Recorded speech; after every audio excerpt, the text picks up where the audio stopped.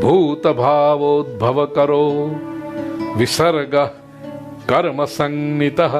प्रिय स्वजनों, कार्य तो करना ही पड़ता है, बिना कार्य किए तो चलेगा भी नहीं, जीवन भी नहीं चलेगा। लेकिन जो भी हम करते हैं उसको क्या हम कर्म की क्वालिटी दे सकते हैं? इतना सोचना कि मैं जो ये कर रहा हूं इससे किसी का कल्याण हो रहा है, तो वो कर्म बनता है। और ये कर्म हमारा अपना तो कल्याण करता है, दूसरों का भी कल्याण करता है।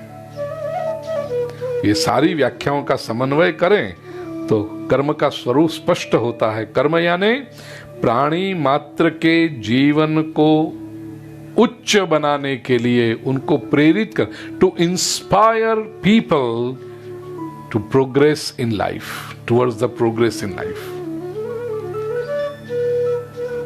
केवल इंस्पायर करके रुक जाना इतना ही नहीं, उनके कल्याण के लिए स्वयं प्रयत्न करना, प्राणी मात्र के जीवन के विकास के लिए दान करना, अर्पण करना, कुछ त्याग करना,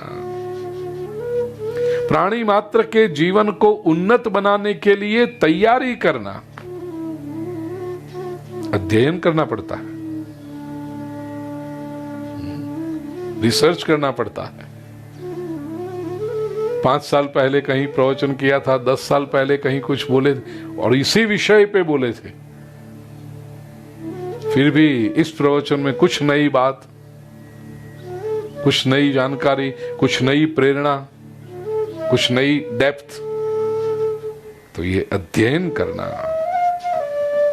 तैयारी करना, तैयारी में उसकी योजना करना, प्लानिंग करना, उसके लिए सामग्री इकट्ठी करना, ये सारा कर्म है।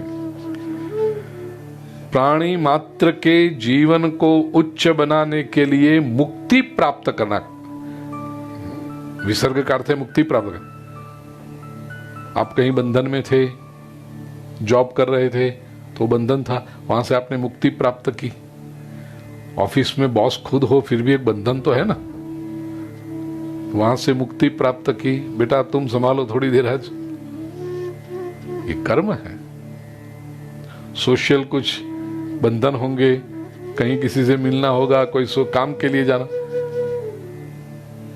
7 दिन तक 18 से 24 छोड़ दो जरा।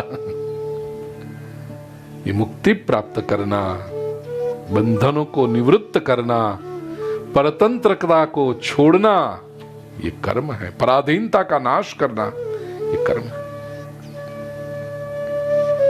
प्राणी मात्र के जीवन को विकसित करने के लिए प्रकाश का मार्ग दिखाना, ये कर्म है।